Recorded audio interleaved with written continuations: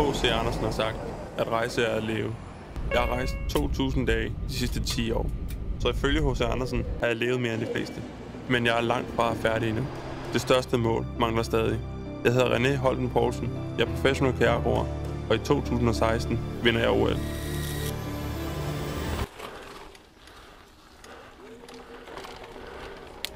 Det at arbejde med mig selv giver en indre ro, der gør, at jeg kan nå mine mål. Det gør mig bedre, både som menneske og som kajakroer. Jeg har fået masser af tæsk, men jeg har og vil altid være parat til at tage imod dem. Det er de tæsk, der motiverer mig og gør mig bedre.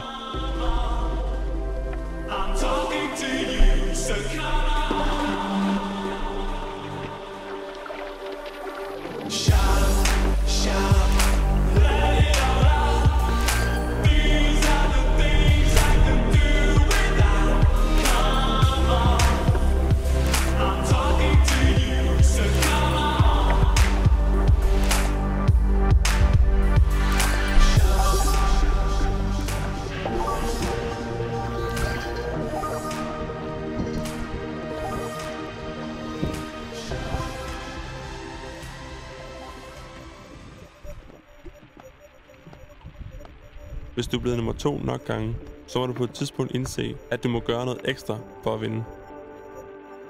Du skal turde gå i kamp med dig selv, udfordre dig selv, sætte spørgsmålstegn og hele tiden rykke grænsen for, hvad du tror, du kan. Jeg ved, at jeg kan vinde OL, men det kræver, at jeg rykker de grænser.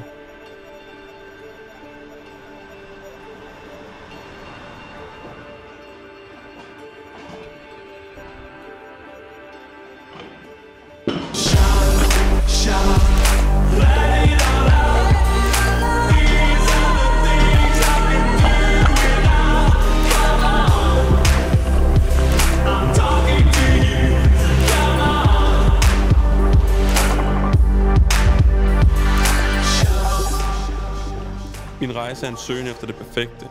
Min mål er at vinde. Det er derfor, jeg roer kajak.